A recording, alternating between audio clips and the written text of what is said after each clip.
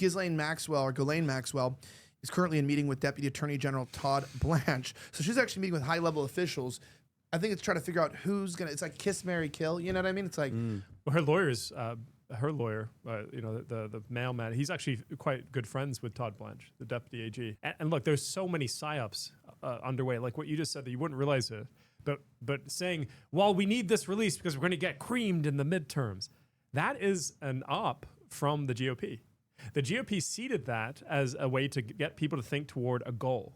Like, we're going to lose the midterms. Yeah. Who knows what's going to happen in the midterms? But they're like, this, now we need action. We need you to do this very thing we're going to give you the call to action for. Because if you don't, then somehow we're not going to have control of the House and the Senate.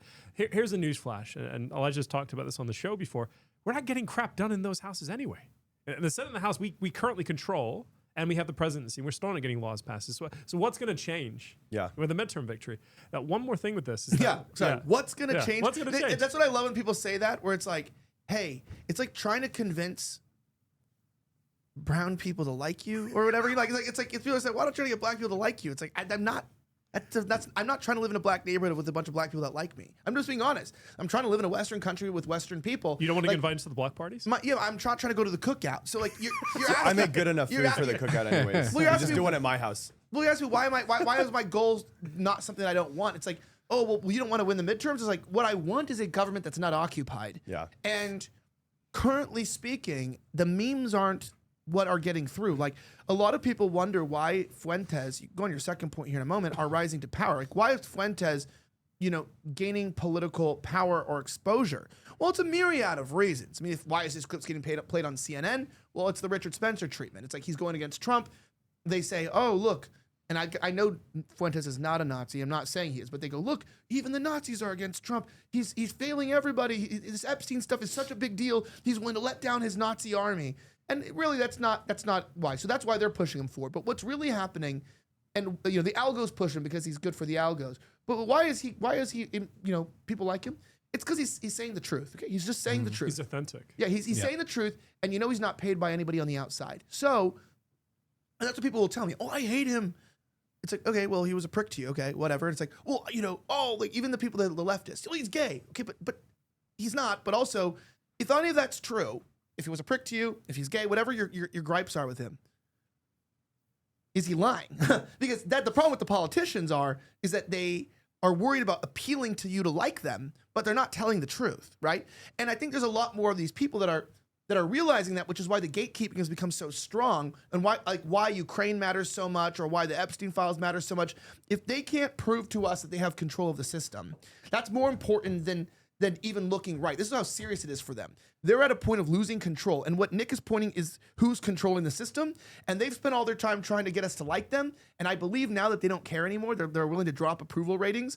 It's because they're holding the keys to the truth. Okay. Mm-hmm. But it's the opposite of Fuentes. It's like they already have the power. They're not rising in power, and they don't want the truth to get out. But this is why I know they have it. And the truth is damning. Like you can tell by the way they're behaving. It's like you see this movement at odds. And I'm kind of scared. I'm not going to lie.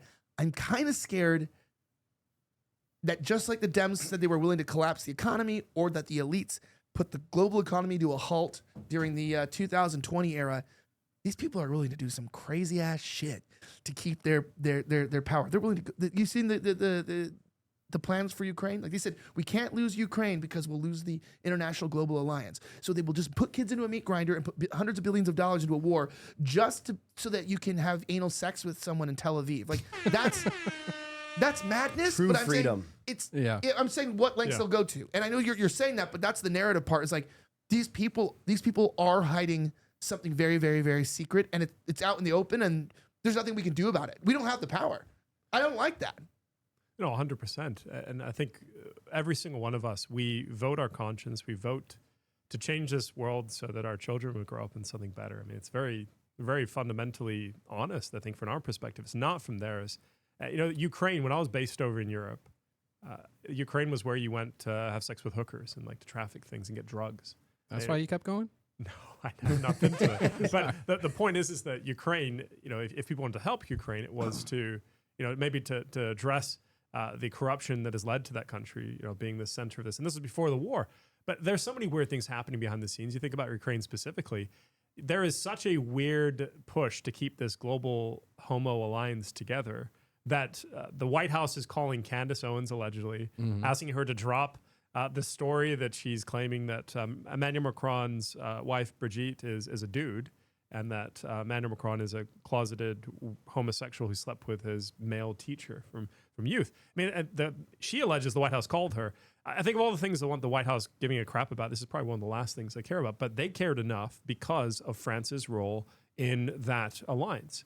Now, back to the Epstein story, the thing that really kind of rings true here is that this question of why they won't release the information, I studied this and reported on it extensively in 2018 and 2019. I'll tell you something that was very weird was that all the things that convicted Jeffrey Epstein and Ghislaine Maxwell were from the 90s, right? There wasn't new things from 2008, not 2009 onward. So the question always was who was he working for in that time block? Well, I have a feeling that what we're going to be told, or at least what was gathered, we're going to figure out if this is even the truth. But what we're going to be told is that Jeffrey Epstein worked for the United States government and the CIA. Now, we know he worked for the British. We know he worked for the Mossad, right? But they're going to tell us, and they're going to try to feed us this narrative that for the remainder of his life, he was actually working for the CIA.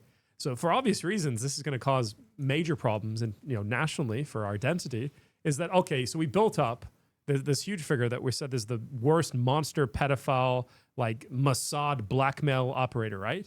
And then they're going to say, oh, by the way, but he was our guy. And that what you shared, Elijah, about Deputy Attorney General Todd Blanche meeting with Ghislaine Maxwell, man, it bothers me to such a deep level because when is the Chiron going to show Ghislaine Maxwell pardoned or Ghislaine Maxwell released? Because that's the direction it's going. You don't meet with the Deputy Attorney General, and not by auto pen either. No, it's going to be President Trump. President Trump pardoning Ghislaine Maxwell. Well, it's like when you said people don't want to give up power, it's like the analogy of the vine next to the tree, where the vine grows, and as it grows, it becomes entangled in the tree. And by the time you realize that the vine is too tied up in the tree's, system, you want to remove it, but you can't do it without actually damaging the tree. And that's where we're at, where these leeches, these politicians, politics is just Latin, poly meaning many, and ticks are blood-sucking animals, as everyone knows. That's all politics is. And so you have ticks. But you have this exact paradigm between the vine and the tree and America, where the politicians have grown up through the roots of the tree and they've latched themselves onto the base. And so if you want to remove it, you're going to have to do and take some damage on the tree and hope that the tree can recover. But there's no way to get the vine out without it. Yeah, real fast, I want to point out a couple things. So this is actually affecting Trump. And this post here by Bowtied Rangers shows a screenshot from the mainstream media. This looks like MSNBC to me. Could be CNN, though, but it looks like MSNBC. Looks like MSNBC. They have Trump's net approval ratings underwater on all major issues, on immigration, the economy, foreign policy, trade, and the Epstein case. Obviously, the Epstein case being down 37 points. But what it is someone was pointing out, is that it's not a typical approval rating issue like you do see from certain individuals where they are just doing a bad job. What it is that Trump is playing towards the center and his base is way further right than him.